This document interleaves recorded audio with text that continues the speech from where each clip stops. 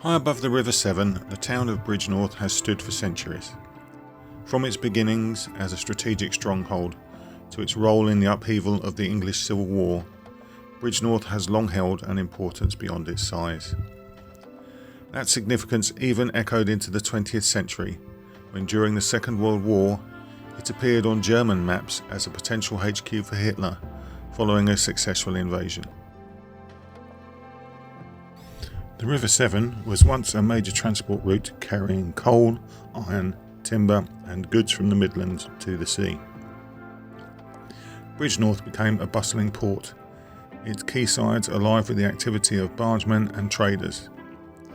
But the Severn is a powerful and dangerous river. Floods have shaped this place as much as commerce, and if you look closely at the buildings, you will see the high water marks. For centuries, the bridge has been the gateway between the two halves of Bridgnorth, Lowtown and Hightown. Merchants crossed it, soldiers marched over it, families used it to reach the markets above. But the real challenge was the cliff. Hightown rises sharply, a natural fortress towering above the river. And for most of history, the only way up was on foot. In 1892, Bridgnorth solved its vertical problem with Victorian ingenuity. The Cliff Railway, the oldest and steepest inland funicular still in operation in England, became the mechanical link between Lowtown and Hightown. Powered originally by water and gravity, it carried locals, shoppers and visitors up the cliff face in just a few minutes. Today it remains one of the town's most iconic sites, a living piece of engineering history, still doing exactly what it was built to do. Where Lowtown grew from the river, Hightown grew from defence. In 1101, Robert de Bellem built a castle here, a mighty Norman stronghold overlooking the Severn. From this vantage point you can see why. The cliffs form a natural wall, the river forms a natural moat, and the views stretch for miles across Shropshire. During the civil war between Stephen and Matilda, Bridgnorth Castle was taken by Hugh de Mortimer. He was dislodged after a siege, and in 1155 Henry II took control. Today only a single tower remains, leaning at a sharper angle than the Tower of Pisa. But this ruin tells a dramatic story. During the English Civil War, Bridgnorth was a royalist stronghold. In 1646, parliamentarian forces besieged the town. An engineer named Colonel Lavington had the idea of tunnelling through the cliff under the church to set light to the king's troops' ammunition.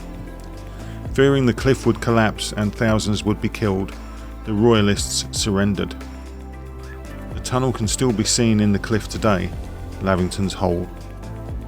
The castle was then destroyed, deliberately blown apart to prevent it ever being used again.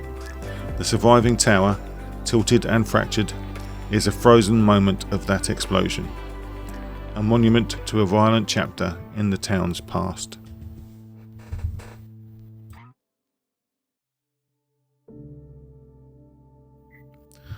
But Bridgnorth isn't just a medieval town frozen in time. It's also the northern terminus of the Severn Valley Railway, one of Britain's most beloved heritage lines. On the weekend we visited, it was the Spring Diesel Festival.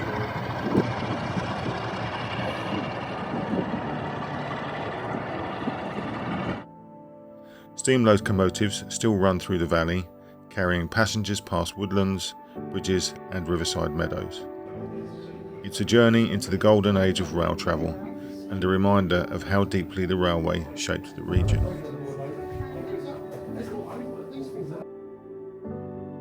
Today, Bridgnorth is a blend of old and new. Historic streets filled with independent shops, riverside walks enjoyed by families and visitors, a community that honours its past while living firmly in the present.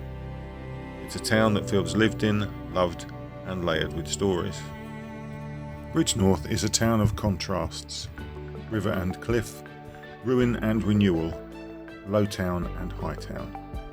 A place shaped by water, war, and the people who built their lives here. Stand on the bridge, ride the cliff railway, walk the castle grounds, and you will feel it too. A town divided by height, but united by history.